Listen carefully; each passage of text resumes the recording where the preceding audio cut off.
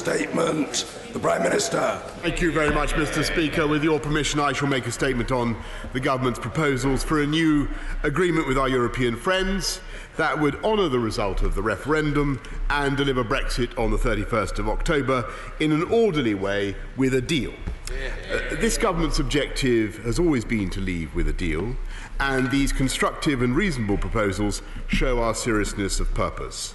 They do not deliver everything we would have wished.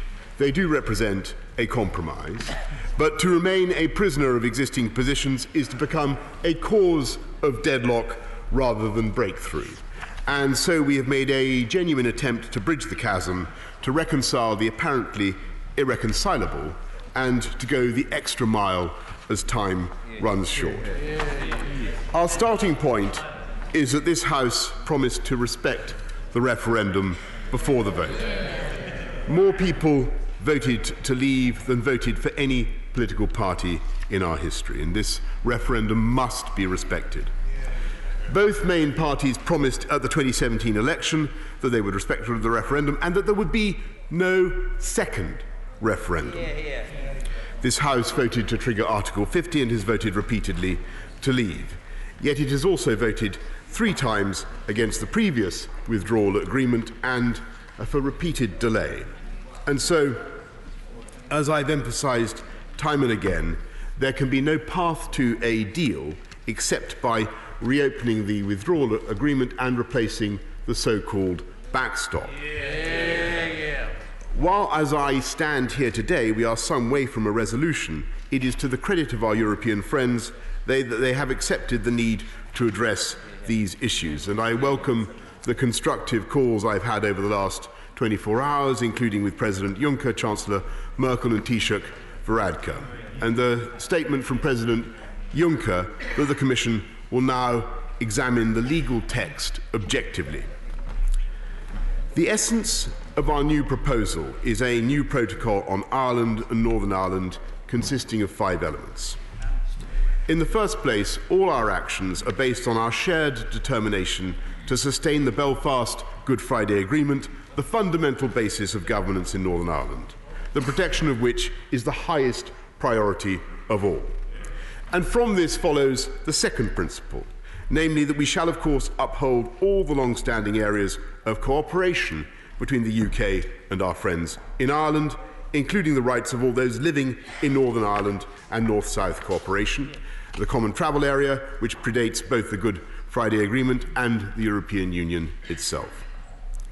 Third, we propose the potential creation of a regulatory zone on the island of Ireland covering all goods, including agri-food.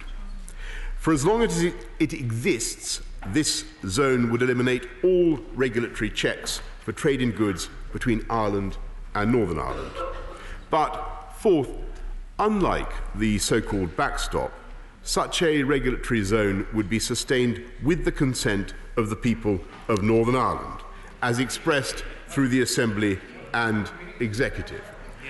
They will give their consent during the transition period as a condition for these arrangements entering into force. Thereafter, the Assembly will vote again every 4 years, and if consent were withheld, these arrangements would then lapse after 1 year.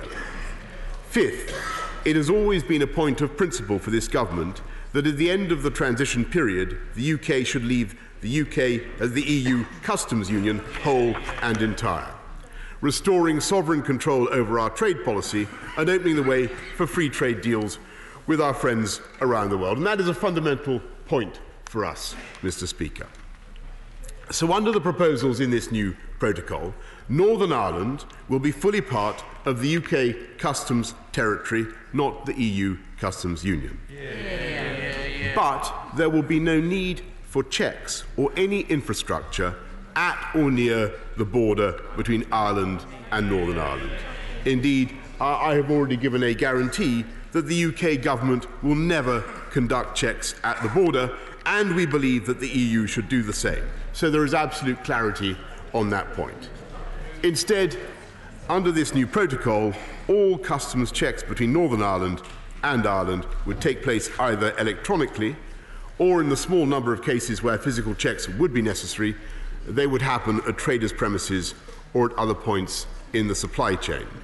We have put forward a method for achieving this based on improving and simplifying existing rules, trusting certain traders, and strengthening our cooperation with Ireland in a spirit of friendship and sensitivity to the particular circumstances. So, while these proposals will mean changes from the situation that prevails today in Ireland and Northern Ireland, it is their driving purpose to minimise any disruption. And in order to support the transition further, we propose a new deal for Northern Ireland that will boost economic growth and competitiveness and set in train new infrastructure, particularly with a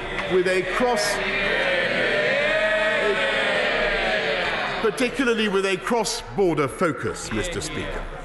Mr. Speaker, the previous withdrawal agreement and political declaration would have permanently anchored the UK within the orbit of EU regulation and customs arrangements, and an indefinite so-called backstop provided a bridge to that vision of the future. This government has a different vision, basing our future relationship with our European neighbours on a free trade agreement and allowing the UK to take back control of our trade policy and our regulations. And we propose to amend the political declaration to reflect this ambition.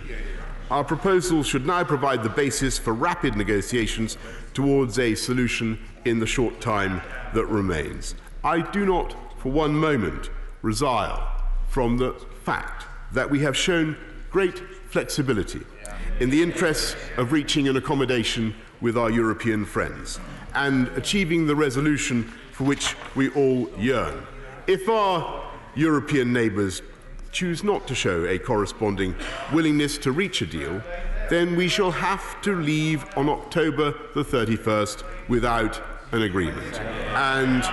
And we are ready to do so. But that outcome would be a failure of statecraft for which all parties would be held responsible.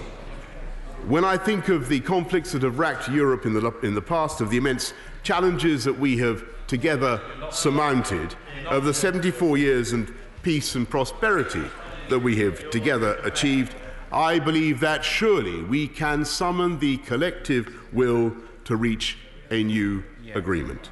Mr. Speaker, this government has moved.